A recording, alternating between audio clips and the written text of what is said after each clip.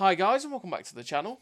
Today I've got two replays in the Cold War Western Alliance medium tank, the M46A1 pattern, the entry era tank for the Cold War M1 Abrams tank line. So this is one of the entry era tanks that you can play, which is alongside like the T-44A, the M50 Sherman, the new TVP-88, etc.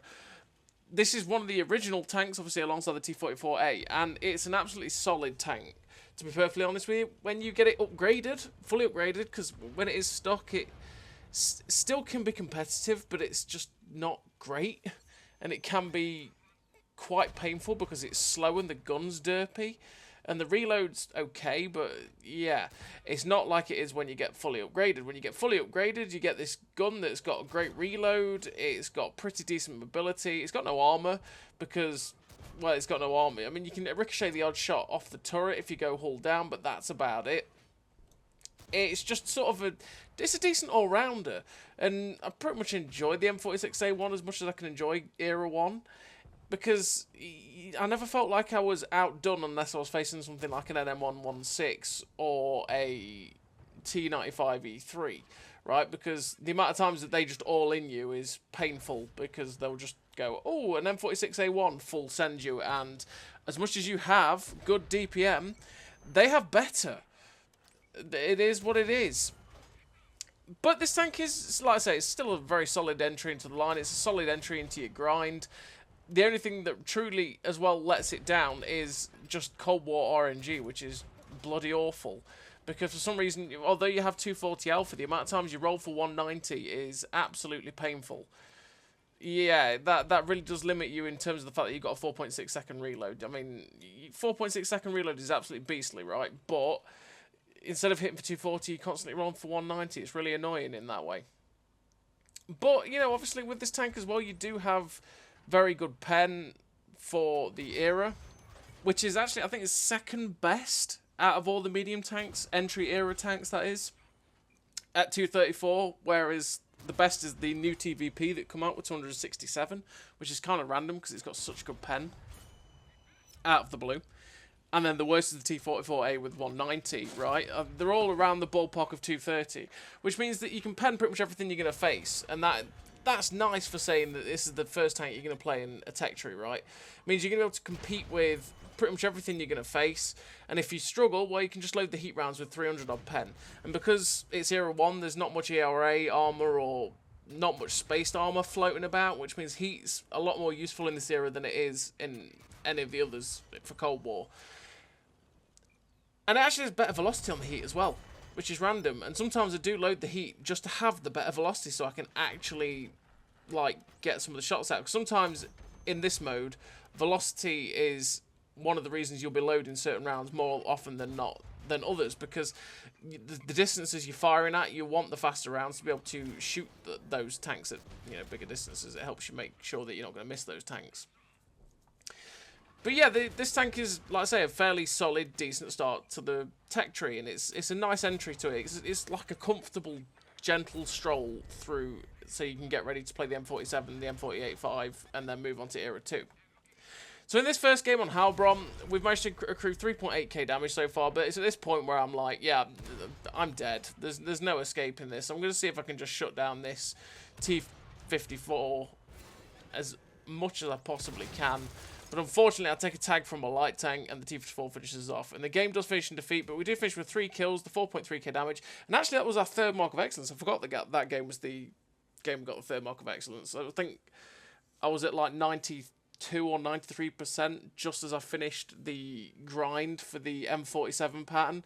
And I was like, yeah, why not? Let's finish it off. And that's what happened.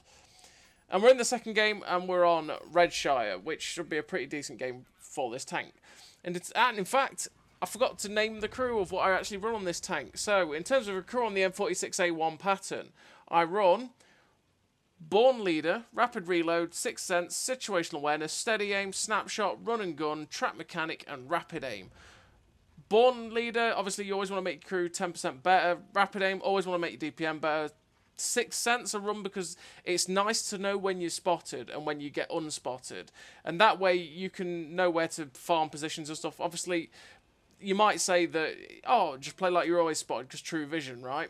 But genuinely, a lot of the time, and especially in Era 1, people aren't looking for shots at people who are, aren't looking for blind fire shots, especially in Era 1, because it does feel like you're kicking puppies a lot of the time, and people haven't got a clue what they're doing, and they will just focus down the people who are actually spotted. So if you know you're not spotted, you can just sit and fire at people more often than not. And it's just nice to know, generally. I mean, you do always still bob up and down like you're being spotted, you're not spotted, because that way you're making it a difficult target for anyone to shoot you. But yeah. Situational awareness is, again, another one where people might say true vision, don't need to make your view range better. Well, make your view range better because then you can actually spot these people. And if you're spotting these people over here like I am, you might actually be getting assistance like we are here. And assistance is always nice to get, especially if you might be going for an MOE or something like that. It means that you can just buff up every bit of assisted and combined you can get, which is nice. And then, like I say, Cold War RNG is just so troll that you want to make the gun as good as possible. So have all those gun perks to make this gun as accurate as possible because, trust me, Cold War RNG is a pain in the arse at Era 1. And you can have so many fully aimed shots that just hit the dirt for no reason at all. And I just don't get it. It's really, really painful in that way. And, yeah. Rapid aim, because the turrets on the M46 as well, on the pattern tanks on this line in general, feel very, very slow. So I just make sure that the turret traverse is just a little bit nicer with that. In terms of equipment, I run rammer, vert stabs, and vents. Again, I run the rammer because I want to make my DPM better. There's something that this tank is very good at, and that is firing very quickly. Vert stabs, again, like I've just pointed out with the gun, they're so troll at times. I want to make my gun accuracy as good as possible, especially if I'm firing at a good distance, because obviously the more accurate you are, the better, or the more chance you are going to actually hit the shots at range. And then vents just to make my tank all round generally better.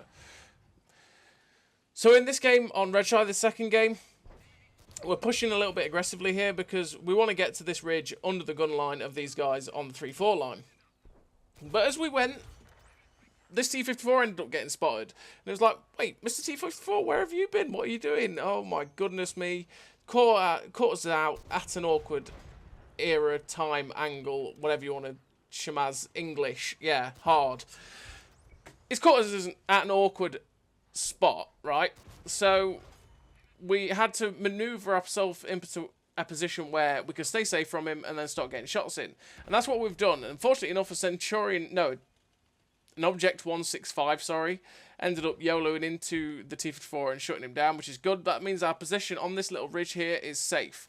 And that means our position in this game is going to be a good one, because we're in a great position to start spotting up their team. We're in a great position to start using our gun depression, which is pretty solid, to start working these guys over on this side of the ridge. Now, there's this paused Centurion 2, and then there's this T-95E3. Now, if I can get the shot into the T-95E3, that's what I'm going for, because generally the Centurion 2 is probably going to be a brand new player that hasn't got a clue what he's doing, and is not really a threat like the T-95E3 is. I mean, the T-95E3 could just as well be a brand new player, because for some reason I think you can get a T-95E3 just for doing some little missions when you join the game. But the T-95E3 is still dirty, and you don't want to leave that thing alive. But the Centurion 2 is actually pressuring us, so it's like, well, sorry, little puppy, goodbye. We get rid of him. Then a Charioteer gets spotted. We go for the tracking shot, but unfortunately it goes wide and just pens him, which is unfortunate but great, because it's like, hey, I penned you, but at the same time I didn't track you, which is what I wanted to do. But now this T-95E3 has just gone full send on this medium tank over here, so we're just going to start pumping shots in. Unfortunately, we missed the shell that we auto-aimed there. Should have aimed, and we probably would have helped that guy a little bit more, although he was doomed. And he's gone. Now there's just this Charioteer left. We managed to get the tracking shot on him there. The snapshot that actually hits. And then we're going for the drive wheel again. But we don't actually pen it that time, which is kind of awkward. But then we just aim for the turret, hit it and pen it, which is nice. And yeah, this guy doesn't seem to know what he's doing. We get another shot in and it's like, please let me kill this. I can see the medium tank coming in. That shot missed. That's what I'm talking about with Cold War RNG. The reticle is only a little bit on the rock and it missed. Happens all the time. So frustrating. But we finished the game with 5.4k damage, 2.2k assist. The victory, 3 kills, 5.4k damage, like I say. The 2k base XP, a good amount of credits, 215,000. The ace tanker, yeah, 2k base. That's the other thing. This tank is actually consistently makes like 150k silver, which is really nice. It's just like a premium tank in World War II. So when you're grinding through it and you're unlocking things, you're actually making a good amount of credits. Obviously, you do have to pay for the ridiculous prices of some of the modules in this mode, but it is what it is. So as always, everybody, thank you very much for watching. I'll see you next time.